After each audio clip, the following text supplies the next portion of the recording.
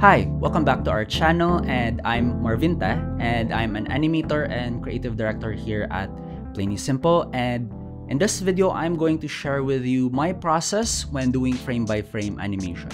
So my frame-by-frame animation workflow changes depending on the kind of style that we are going for.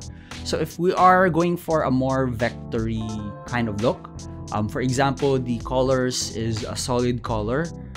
It's not gradient or it's not textured. It's just one solid color, or it looks kind of like flat. And the shadows are also using solid colors. It's not textured. Then my workflow would start using Adobe Animate and then import that in After Effects. But if the kind of style is a more textured look, a more painted look, then my workflow slightly changes. So I would start using Adobe Animate and then continue that animation in Adobe Photoshop, and then finally import the animation in After Effects. But for this video, what we are going to do is the samurai slashing animation that I did in the previous tutorials. So my workflow here would be, we're gonna start using Adobe Animate and then import that in After Effects.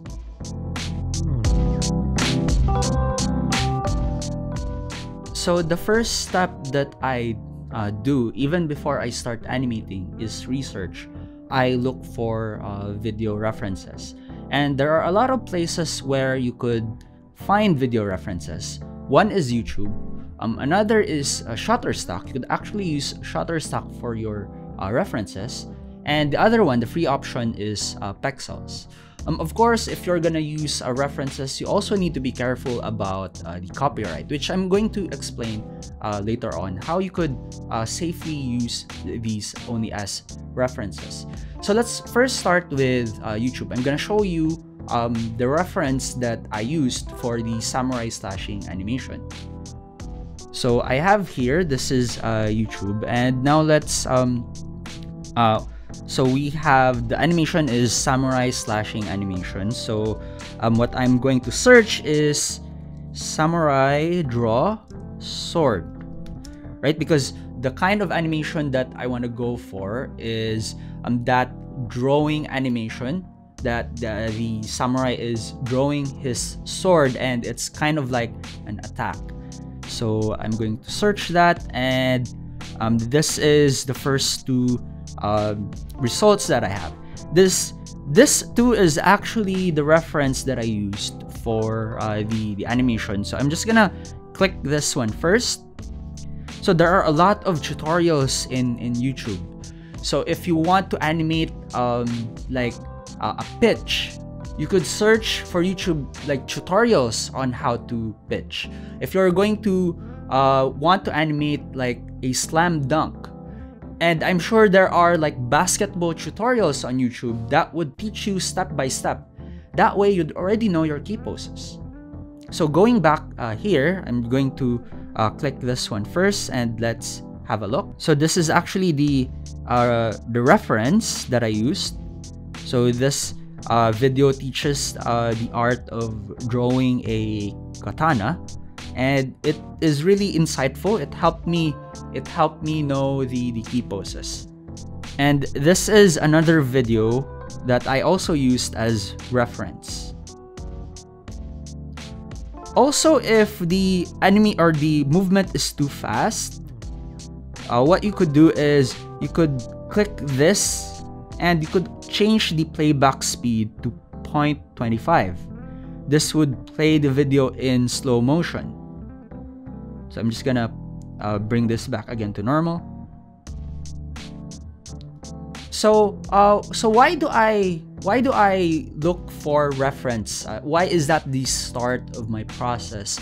It's because if I don't know how to do it, it's hard to animate that.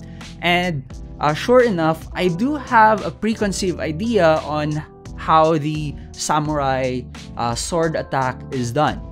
Right? I've seen movies, I've seen like anime or different like animations or cartoons that have a samurai slashing animation. But without a reference, it's just all in my head. And this is a preconceived idea. And most of our preconceived ideas are wrong. Take for example, when you were a kid, when you draw a tree, it looks like this. But an actual tree looks like this. So as you can see, there is a very big gap of what is in our memory and what is the actual thing. So the next resource that I'm going to show you is Shutterstock, and how I sometimes use Shutterstock for my references.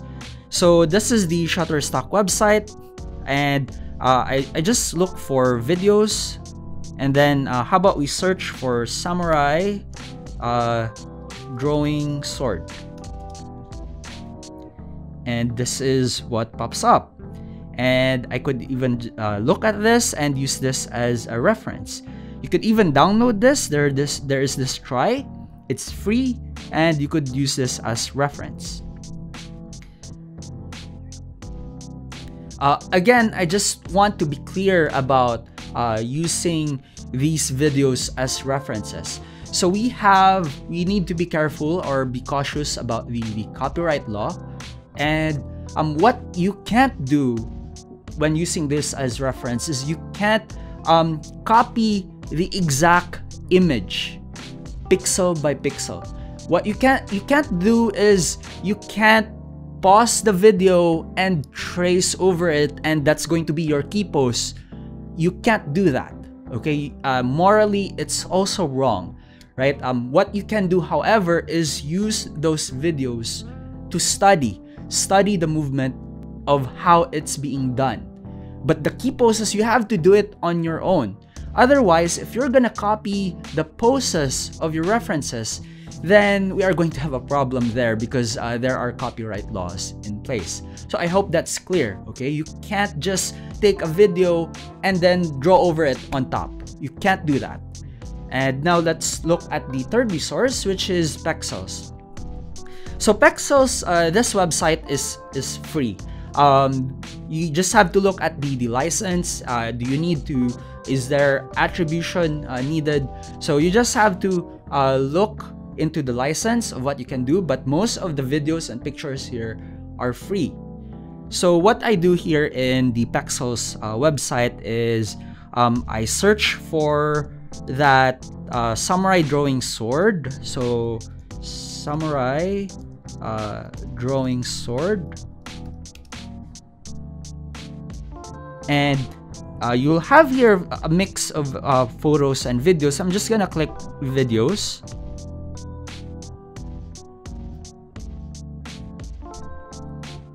and then here you could already use this as a reference if this is what you're looking for.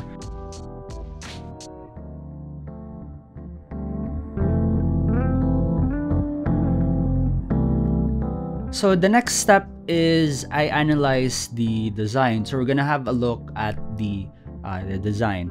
So this is the design. I didn't do it. It was done by our character designer.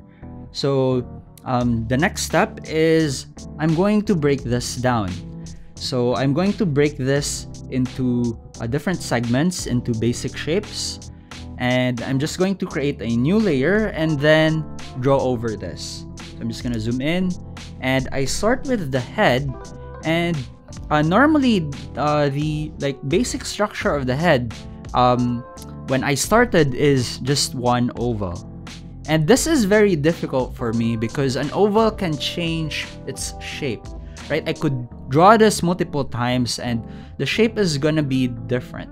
So now what I use is I used a circle for the I don't know what part of this in the skull, and then I use another part for the jaw. So my head now is two parts. I have the circle and I have this jaw, and then I'm gonna draw a line. And before I used the line for the eyes, but now I use the line for the brow.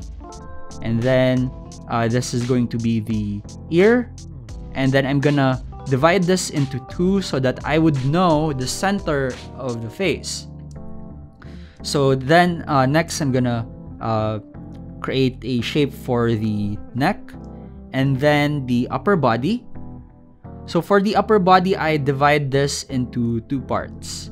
So this first part would be the ribs. This would be the socket for the shoulders, and then this part. So it's gonna be this trapezoidal shape, and then this shape, something like that.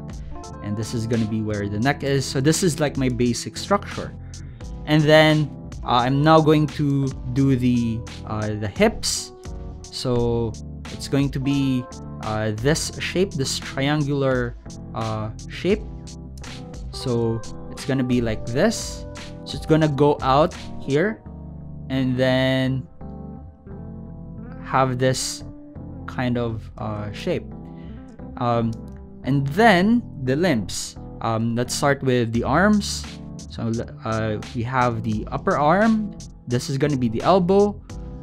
And take note that this isn't what I'm going to use in the animation. So I'm just breaking it down so that I would know how to draw this. So it's more like getting to know the design better.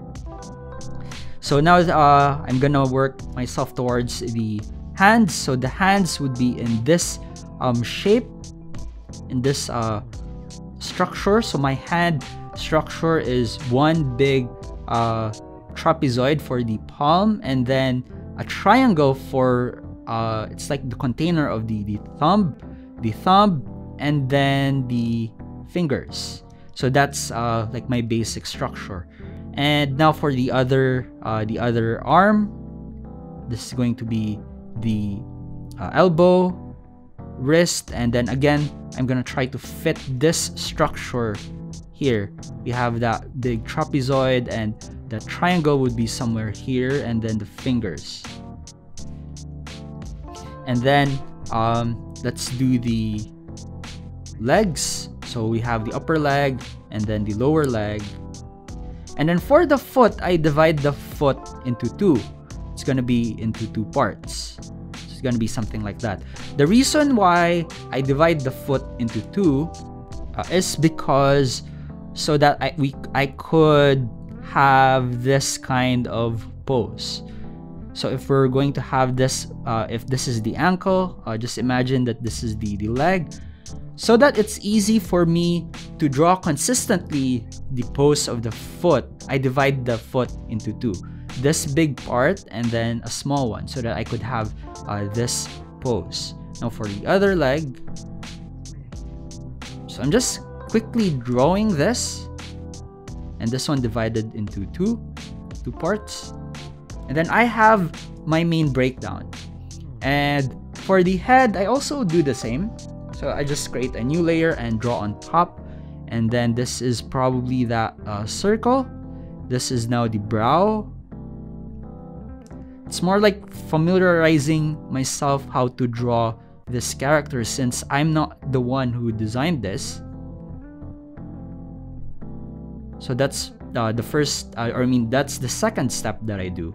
First is research, the one that we did, look for video references. The next is I break down the design so that I'm more familiar with it.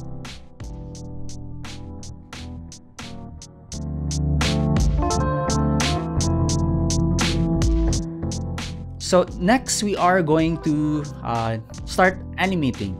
So what we're gonna do is the rough animation.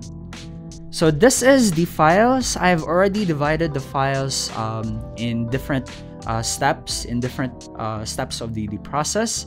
So I'm going to, this is Animate files. So I'm gonna open this.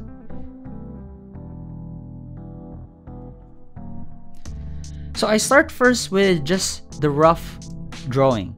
So I'm going to import the design. So this, I'm gonna import the design. And what I'm going to do next is create the structure. So now this structure, so I'm just gonna hide now the design. So now this structure, this is now intended for the animation.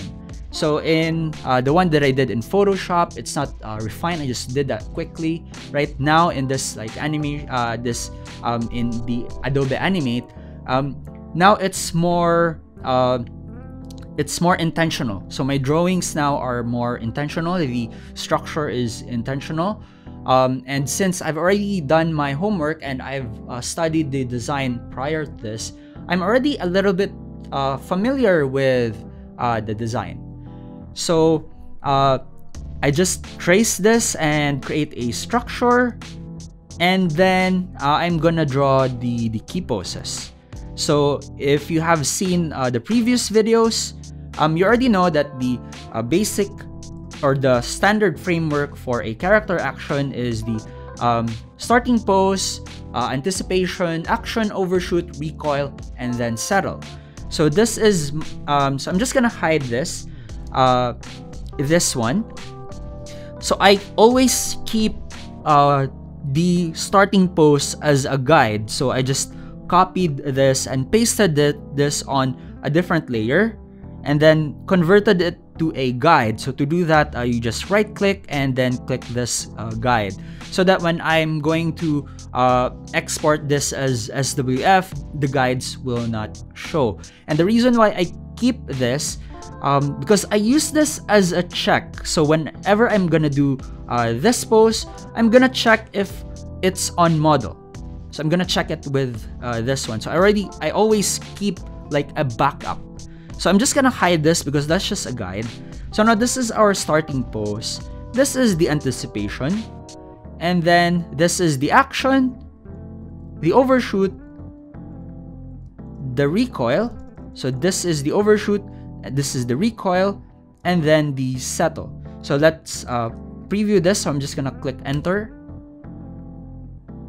And now I'm going to, once I have finished the key poses, I'm going to set the timing, right? So you can, if you want the action pose to be sooner, for example, like this, and let's preview this. Depending on the timing, it would give a different feel of the motion. So that's one of the first things that I do in animation is I also set the timing, right? So if you want the starting pose longer, so I'm just gonna click this frame here and then press F5, right? I'm gonna expose this and it's gonna be like that. Or if you want faster animation overall, you could also reduce the frame. So I'm gonna select this frames here and then click Shift F5 to delete frames. So because I've deleted frames, there are no fewer frames, so this animation would now feel a bit faster. So depending on the kind of animation you're going for, the timing would have a big impact on that. So let me just undo that.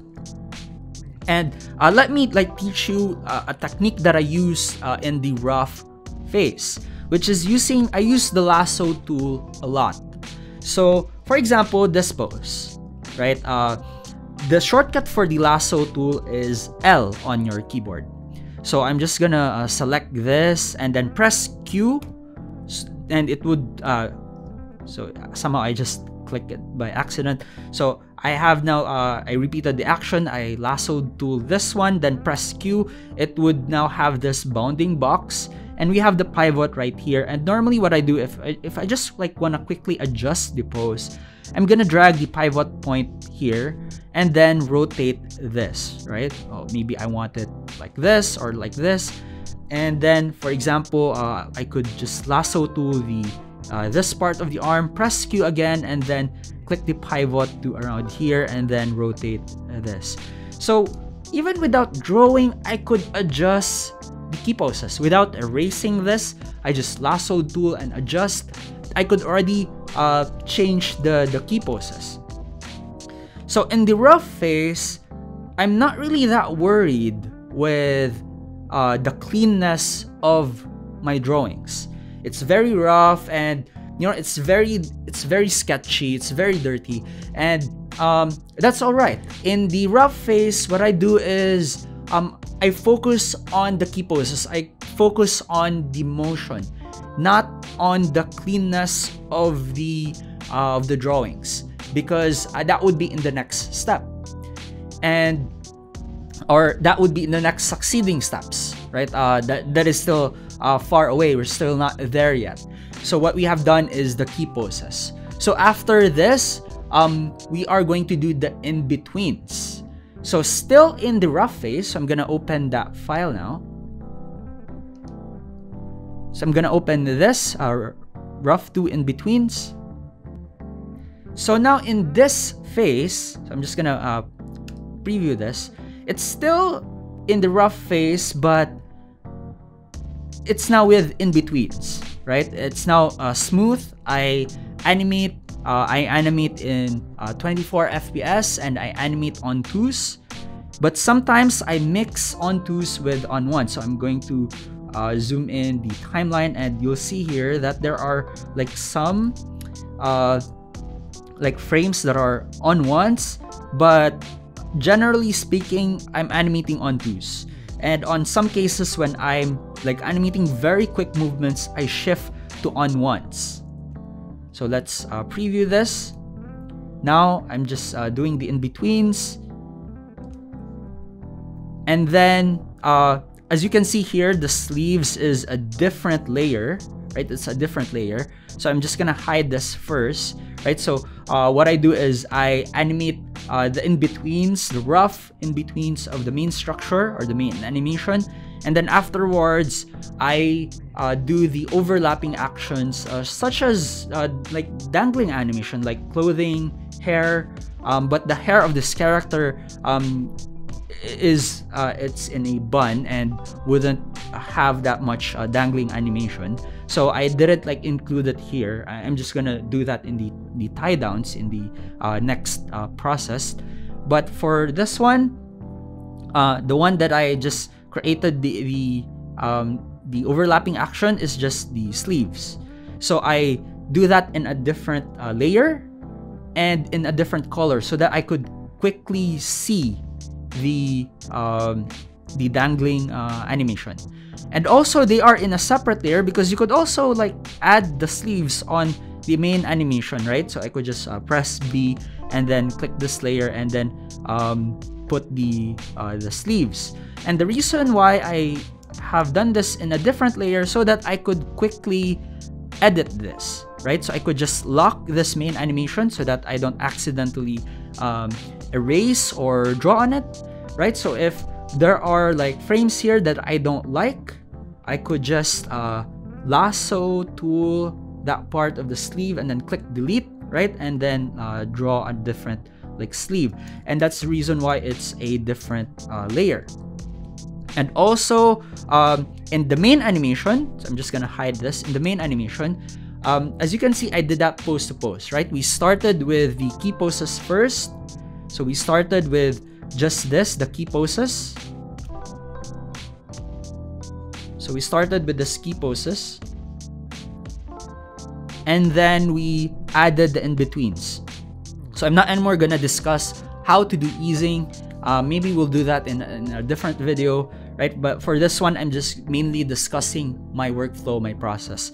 So now we have created the in-betweens, and technically this is pose to pose. When I do the like the dangling animations or the overlapping actions, I do this straight ahead. So for example, I'm just gonna hide this and create a new layer.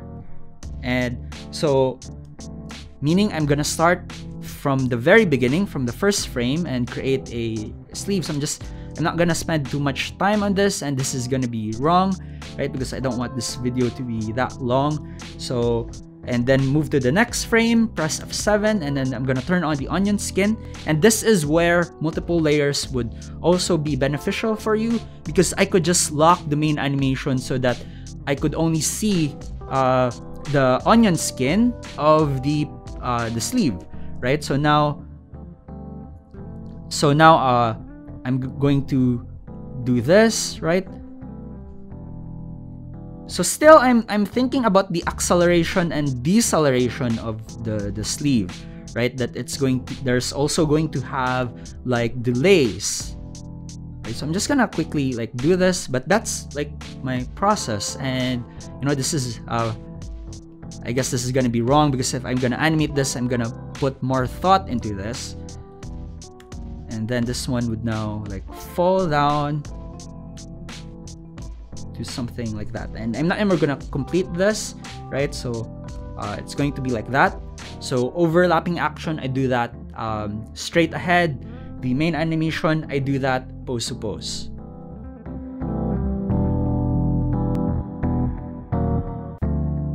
So next is the tie downs. So a tie down is think of it like a better sketch. So the rough is, you know, very rough. It doesn't look like the design, it's just the structure. The tie down is still a sketch. So it's not a cleanup, it's still a sketch, but a much cleaner sketch. And it now has, or your focus now is to make it on model, that it looks like the design now. So let's open that file. So it's I have it here, the tie downs key poses. So this is now my the tie downs, and so it's now a much better sketch. So I'm just gonna preview this. So I still animate when I do the tie downs. I do pose to pose. I start first doing the tie downs for the key poses. So my roughs already have in betweens, but I only start first with the key pose for the tie downs. So as you can see here, the one in red, this is now my tie downs, and it looks similar, or it looks now like the design. So in the tie downs, you are going to do some corrections. You could already like correct the key poses, the mistakes that you've done in the roughs. You're gonna correct that in the tie downs. So you could see here, right? I have separate layers for the body, the legs, and the head, right? And still on key poses, right? Just the key poses. And this one here, if I'm gonna scroll down, this one with in betweens, that's my rough. So let me and now I have converted this to guides. So whenever I export this as SWF, it doesn't show in the export. So let me just hide the rough. So now this is the tie down. So let me just zoom out, and then I'm just gonna preview this. I'm gonna press enter, and those are just the key poses. And as you can see, it's not super clean, but the shape, the volume is now consistent with the design. And I'm just gonna clean this up later in the cleanup, right? But now if you look at this, it very much looks like the design. So as you can see, the design have this shape, whereas my roughs is just one big like triangle, an inverted triangle, right? In the roughs, I mean the tie downs, I already like added those details. So let me just hide this. So again, I start with the key poses, right? And I already added effects just to make this like interesting. What's also when you're animating, have fun with your animation. So I already like added the effects because, you know, I want to have fun, and sometimes I do sound effects when I'm animating, like something like that. My sound effects is bad, and that's the reason why I'm not a sound designer. But I added already like effects here because it helps me visualize. And when I'm animating, I just try to have fun with my animation. And after the key poses, still in the tie downs process, the next is I'm gonna do now the in-betweens. So I have created a separate file for that. So let's open that file. So I'm gonna open this. So after the key poses, still in the tie down phase, is the in-betweens. So it's hard to see that way, so I'm going to hide the roughs. So as you can see now, the roughs are now being used as a guide for me to create the tie downs. So let's hide that, and I'm just gonna preview this. And now that's the tie downs. And as you can see here, it's not really super clean, and we'll just clean that up later.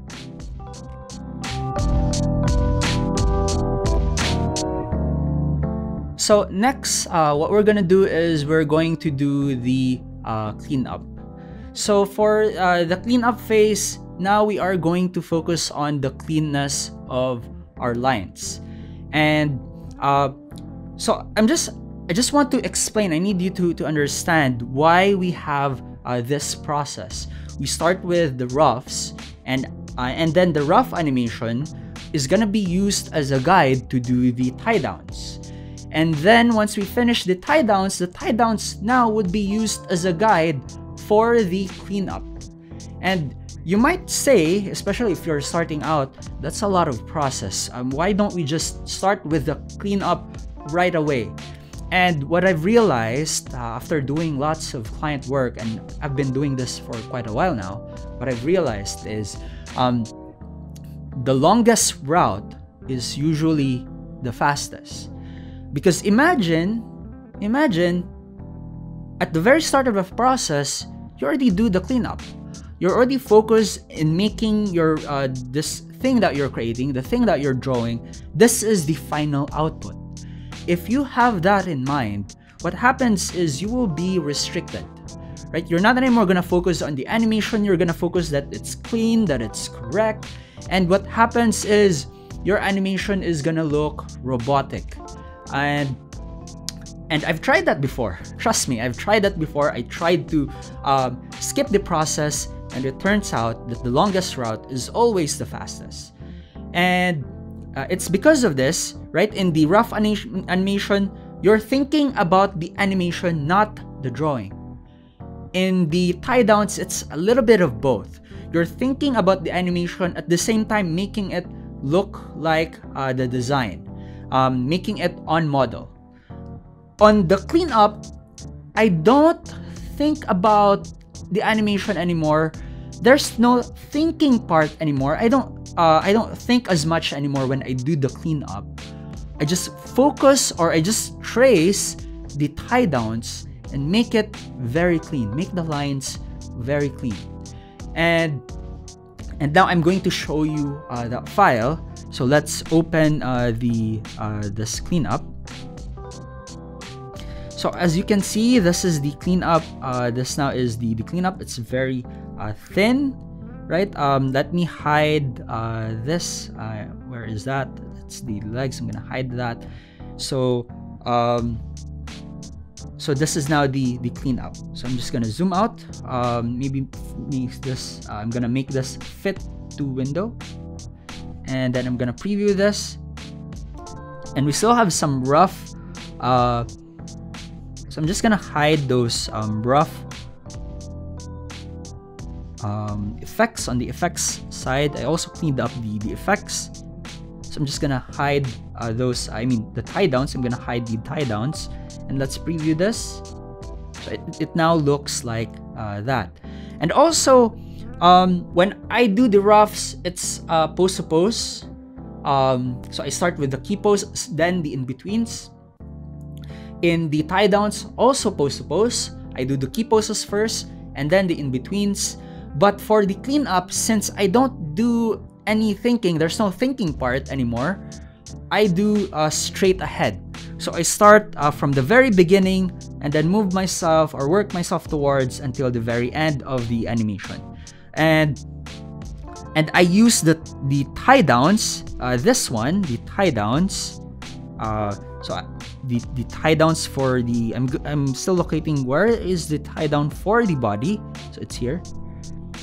So this orange, magenta, and purple outlines, those are the tie downs, right? And I use now the tie downs. I'm just gonna zoom this in. You'll see here. I now use the tie downs as a guide for my cleanup. So now let's take a look at this again. So I'm gonna hide the tie downs and then preview this. And let's hide the guide. And I'm gonna preview this. And I'm just gonna adjust so that we could see the whole thing. So that's the cleanup.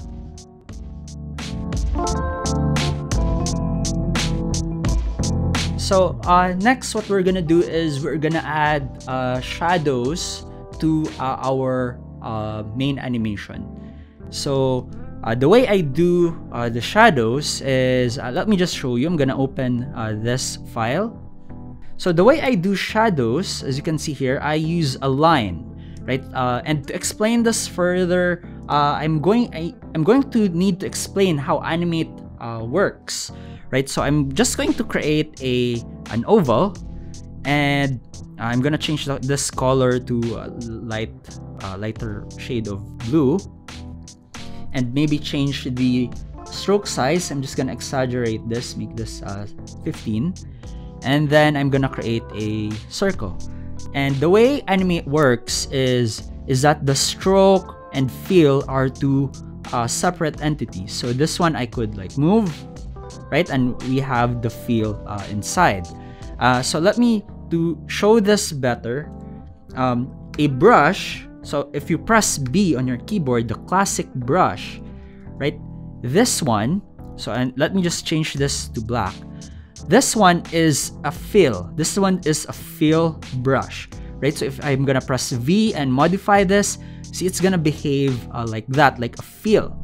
A stroke, on the other hand, so if I press Y on my keyboard, this is now the paintbrush tool. And what it does is it will create, this one is a stroke. Although if you look at them, they are similar in thickness, but they are not the same. This one is a fill, so I'm going to press V. This one's a fill. This one is a stroke. And this is important because this lines here, this one is a fill and this one is a stroke.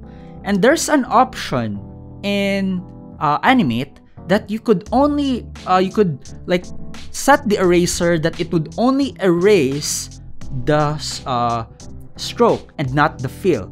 And that's important. For example, I'm just gonna press B. This is the classic brush. Okay, so so that I could explain this better, let me just change the color to blue, for example. And this one, okay, I created that, and then I'm gonna press Y on my keyboard. Now this is a stroke brush, okay, and I'm going to create a stroke like that, and then I'm gonna click the K on my keyboard. This is the paint bucket tool, and then maybe change this to dark red, and then bright red for the other side, like that. And then I'm gonna press E on my keyboard. E is for eraser, and if you look at here, there is an option to only erase lines. So it's only going to erase the lines. So I'm gonna make the brush bigger. So now I have the shadow. Or you could just select the whole thing, and then here you could click on the stroke and then select this to make it empty. So that would remove the stroke. So that's our process on how to add shading to this animation. So I'm just gonna walk you through frame by frame, and then you'll see I have animated the shadows separately. So now what we're gonna do is I'm gonna show you the color. So I'm just going to color. It's just a paint bucket tool, and then after we're gonna remove the lines. So I'm just gonna open this. Now this is with color. I have a different color for the shadows, and the base color is like that. The lines are still there, right? So I'm just gonna preview this. I'm just gonna make it fit to window and then preview this. So it looks like that. And then what I normally do to remove the color, so I think I have locked the let me see first. Okay, so I haven't locked that. So what I do, so that you don't have to go frame by frame just to remove the stroke of this, I click this. This is edit multiple frames. I'm gonna click that, and then you'll have here, it works similar to an onion skin. So I'm just gonna bring this all the way to the front so you could now see the whole thing. And this is the edit multiple frames. So anything I could see here, I could select. So I just select the whole thing, and I'm going to remove the stroke. So this one, I'm gonna click this and then set this to empty. And now it's gone. And let's remove the edit multiple frames. And now we have removed the stroke. So let me just preview this. I'm gonna press enter. And now it has colors. Let me just deselect this.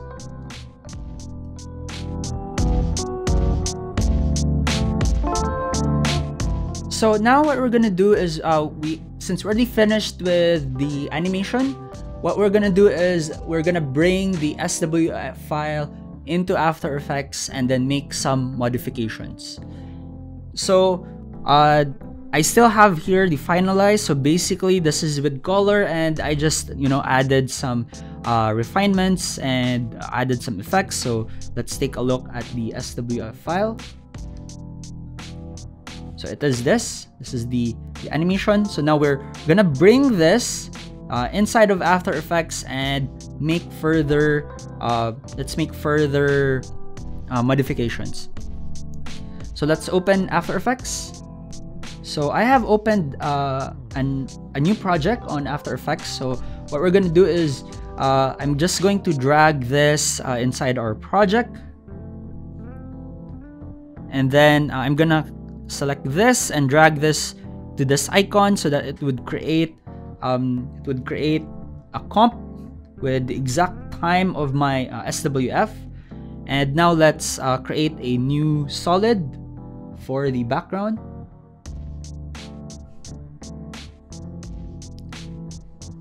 And I think it's this color.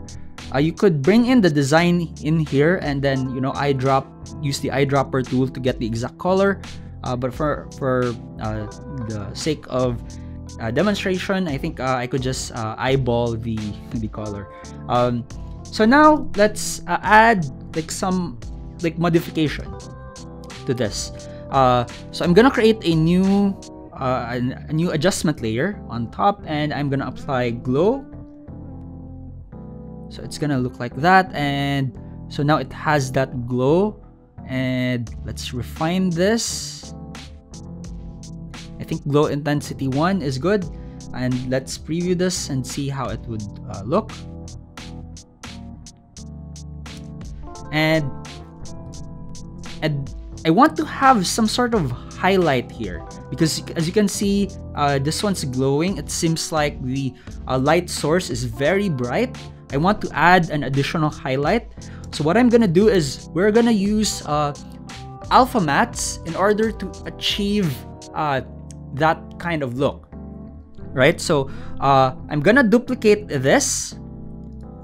So we have 2 copies, okay? And then I'm gonna duplicate this again. We have now 3 copies of this. And what I'm gonna do is this one. So I'm gonna click this toggle switches mode, and then set the track matte to alpha matte inverted. So if you don't know how alpha mattes work in After Effects, we have a separate video for that. I'm gonna put that anywhere on screen. So if you're interested to watch that, you could click that video. Okay, so now back to this file. So I'm just gonna click this solo mode, and as you can see here, it's empty, right? So I'm gonna click this. See, it's empty. But if I'm gonna move this, right, we could already see that, but I think we don't move the core layer. Let's move the one on top of this, and I'm gonna change it to something like that. So that's the only one seen, but we want this to be the highlight color now. So I'm gonna click the solo mode for the one below it. So it's like that. But for this one, let's add a fill effect. And now we have that highlight color. And we could adjust this layer now, adjust it like how thick the highlight is or how thin it is, right? And for the blending mode of this, let's set this to overlay, or let's set this to color dodge. So it has that effect now. And let's remove the solo mode. So this is the effect when using the color dodge. And we could adjust the color to match the mood that you want. Right, so if I make it darker, it's gonna look like that.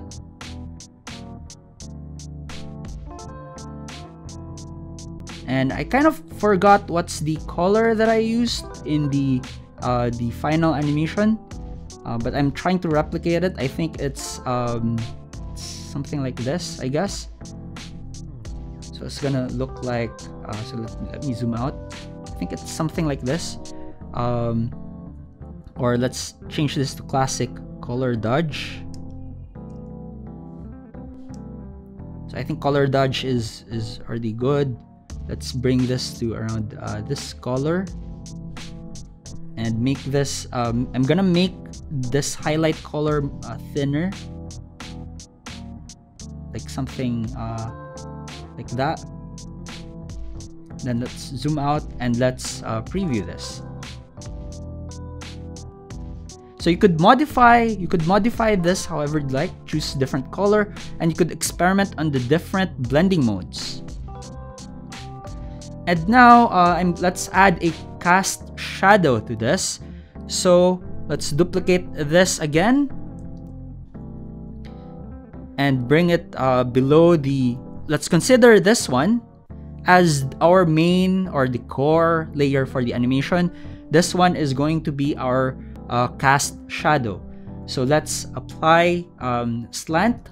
It's gonna be CC slant, and then let's choose the floor. Click this, and the floor is somewhere here. And then now we could adjust the height, make it like that, and adjust the slant, and we have a shadow. But the color of this isn't black, right? So let's change the color of this. Let's add a fill effect to this one. So I'm gonna type fill, and then change this to a dark color, something like that. And then let's preview this. And you could now adjust, currently you see here, there's some sort of mistake, right? You could adjust the floor height to the right position that matches your animation. Or we could like change this, maybe change the angle. Maybe it's gonna be like that, right? So if this is now the angle, you could see that the light, the primary light source is probably like on the camera side and on the left and a bit forward to the camera. And that's it. This is now our animation.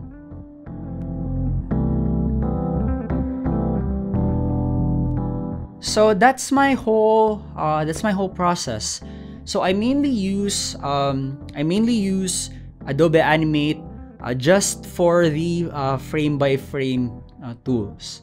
But I use After Effects as my final software.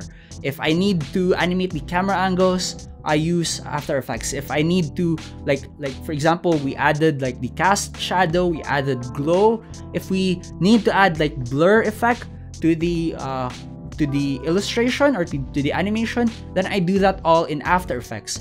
I just mainly use Adobe Animate for its frame by frame capability, and I use Adobe After Effects to do other things, to do other animation like camera angles or other color correction. I do that in After Effects.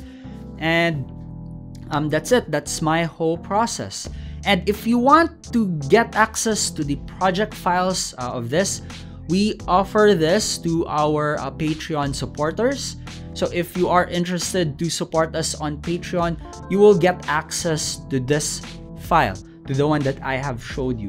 And once you support us on Patreon, not only you get access to this file, but also to other project files that we have posted before. And currently we have around 30 other project files on Patreon. So if you're interested in that, I will leave the link in the description below.